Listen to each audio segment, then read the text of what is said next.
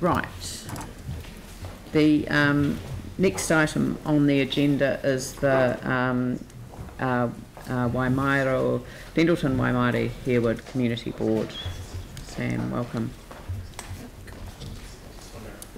I know a number of people have sent me emails and text messages, but you know, that there is a process that we go through at these meetings. The community board members are here to present their reports. They're 10 minutes long, and then the first item that we'll deal with once the community boards have presented is the Northern Corridor paper. So thank you. Cool. All right, David is here. I think he just ducked out to take a phone call, so he should be here in a minute or two. But look, thanks everyone for the chance to come in and present for the first time this year. As you'll recall, we brought quite a lot in the lead up to Christmas, so this one is relatively light. Before I begin, can I just introduce, although you will know her, I guess formally, Marianne Lomax. Marianne has been appointed our Permanent Governance Manager, and we're absolutely delighted that she can do that for us. So it was a good chance to welcome her to everyone. Look, you will have all seen the council report on and the delegation, the community board decisions under delegation. I guess the thing to, here's David. Cool. The thing with these, and the first two there around the no stopping restrictions, is I think they're good to highlight because they were proactive responses from the community. So people raised them with David, Jamie, and myself, and they were able to be sorted in a good period of time. So just it's kind of good to reinforce that. In terms of our report, if we go through, we just thought we'd update you on the Bishopdale Skate Park. So the design is currently underway for that, which is fantastic. As you'll all recall, this has been pushed back and back and back in annual plans. So we're hoping to get out for consultation shortly, but just want to, I guess, reinforce that we are pleased that is in there at the moment. The next one is waterway issues. So the Waimāero stream, which runs through our ward and Vicky's ward in Riccarton, is something we've been working quite closely on, particularly in our part around Kalina Street. There's a group of local residents who live around there and have been quite concerned about a few leaks and things. And I guess it's just to reinforce that they have been working constructively with us.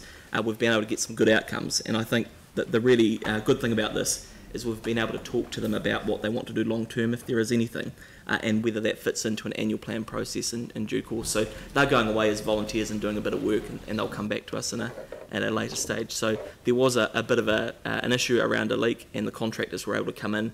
It did take them 2 times, but we've been able to resolve it, and the stream looks a wee bit healthier. So that's always good to point out. Do you want to talk about trees?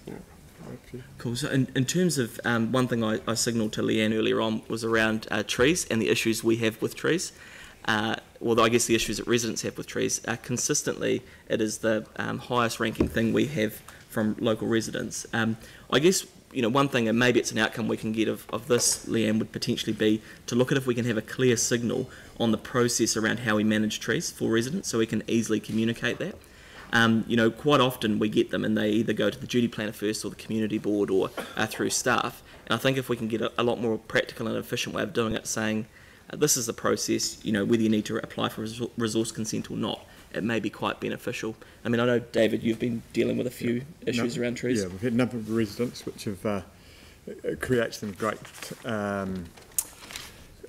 levels of stress. Yeah. So, yeah, maybe we can look at that. We can provide that. I know that Raf, or Councillor Manji, is dealing with a number of people where trees have got into Toby boxes, for example, or are lifting footpaths. To try and fix the issue requires a resource consent. There's unclear around who's actually to pay for that, because there's if the tree's on council property or on a shared boundary, then it becomes sort of a bit of a nightmare. Because I'm working up some wording for an addition, something along the lines that staff progress a step-by-step guide to the management of trees to assist communities to understand the process and to help them resolve private and public issues. Yeah. Can I get just 2 very quick examples, if possible? So there's one around tree paths where there's a tree on a berm which has grown so big that the roots are heading towards a resident's wall. and it will impact their wall. Now, at the moment, there's no clear definition of issues around liability. Yeah. So what happens is pavements keep getting redone, but then the roots come back through again. Yeah. We've had it with a few cases, and this is quite new because these trees now, which were planted maybe 30, 40 years ago, are big.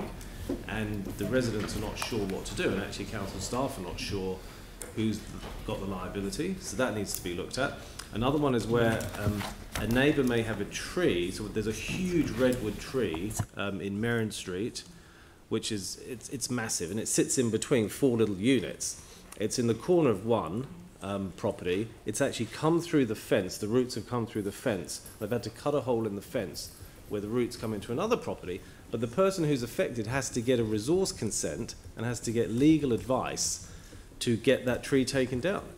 Now that's crazy, but that's the way the system works at the moment. So either it's a district plan issue or some other way. So if we could find a quicker way of dealing with it, because when we get into council, we're dealing with the tree staff, the resource consent staff, and they just say this is what you have to do, but it doesn't help solve the problem. Yeah. Coming back to the almighty tree policy that's only been worked on for about 25 years, so we really need to pick that up because it could sit in there. Yeah, but this is also, I mean, I'm in a way, it's that step-by-step guide to managing trees under the existing legal framework would really help right now. Yeah. So, and if a policy leads to a bylaw, then that's a different thing. But I mean, I'm very aware of this because we're doing a lot of work in the back of our house at the moment in a very, very, you know, tree designed subdivision, and it was designed by a landscape architect and not an engineer, and so there's a lot of trees.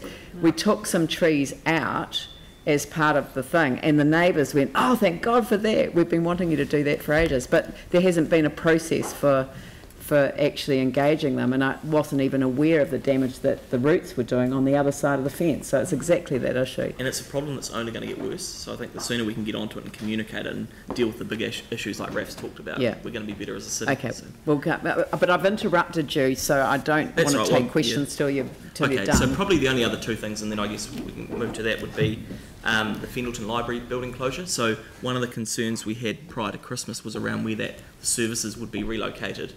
We have located a building, well, Mary and the team have relocated a building like they talked about, and that's just down the road at the Fendalton Village on Clyde Road, so that will be there in the interim, and there will be a mobile library available as well at certain times in the Fendalton car park. So we have got a good solution there in the interim. It's obviously not ideal, but we need to fix the building, so we just thought we'd share that with you. In terms of the upcoming events, Culture Galore is always a pretty big one in our patch, so again, if anyone is around and would like to come along, it's joint with Riccarton, Hallsville, Hornby, so it's always a good one. Might come after the town hall opening. Oh, yeah, of course. Yeah, definitely. But I mean, anyone is more than welcome to that. And then we've obviously got the pool party at Jelly Park as well tomorrow night. So there is a Part A in there around the Avonhead Cemetery, and I just thought I'll just briefly explain that. So that's something that we've been working on with the local Friends of Avonhead Cemetery group for some time. They have wanted to progress it, and I say progress it because they really want to go out and ask the question to the local community and those affected, or those within the families of those within the cemetery, around how they would feel about memorialising that to an extent. What we've done as a local community board, as local representatives, is bring that to you because we don't have the delegated authority to sign off on that consultation. So we would appreciate if we can get some support on that. Right. So look, I think that's it from us for now. If there's any questions, or thank you, Yanni. I thought council produced a whole bunch of guides around trees. They used to have hard copy pamphlets that were at all our service centres and downstairs. So I'm just trying to understand if we're just reinventing something that's already existing. It might be time for a refresh, and a lot of those pamphlets have actually gone to electronic access too, so maybe we'll look and see what's the refreshes that actually helping communities understand the private and public issues with trees, and what's the right way to engage in a process to I mean, if there's something there already, that's fantastic. We just haven't been made aware of it. So, but it would be good to get it streamlined and easily communicated to residents. So. Yeah. Trust me. Yeah, I can't find it. Hey, if I could, I would have. Don't worry, we get that many of them. Yeah.